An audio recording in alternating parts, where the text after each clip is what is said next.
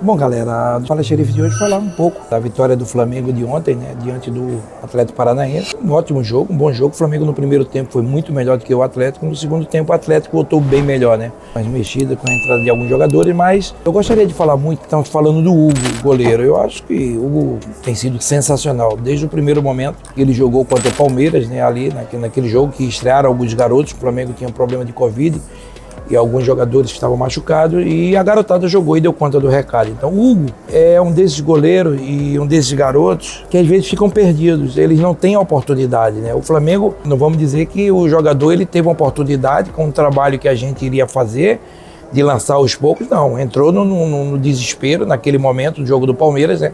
Então acho que a base do futebol brasileiro precisa ser olhada com carinho, igual a Hugo, igual a vários jogadores do Flamengo que estão hoje jogando profissionalmente, né? Depois daquele jogo do Palmeiras, tem muitos no futebol brasileiro que falta oportunidade, que falta coragem a seus treinadores de colocar esses jogadores, né? Que não tem peito de botar essa garotada e se queimam, não queimando os garotos, eles se queimam.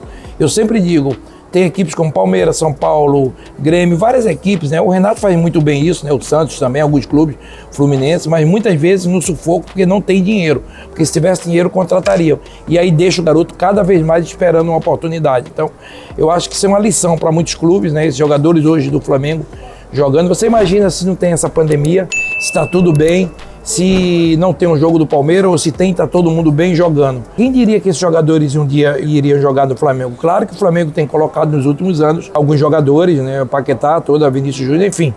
Muitos jogadores têm colocado da base também, mas foi uma coisa muito apressada, muito rápida, pelo problema da pandemia do jogo do Palmeiras. Então olhe mais as suas categorias de base. Tem clubes que se gastam milhões, como Flamengo, São Paulo, né? Muitos clubes, né, Palmeiras que gastam milhões com a sua categoria de base e tem medo de colocar o São Paulo, começa a colocar a base agora, né, que são ótimos jogadores, muitos jogadores.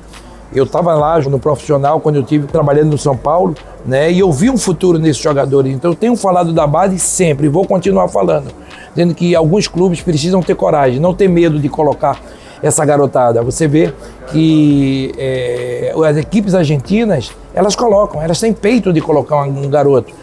Aqui não, a gente não vai colocar porque é Libertadores. O que é que tem Libertadores? O que é que tem Copa do Brasil? Não tem nada, amigo. Tem jogadores com qualidade que demonstraram.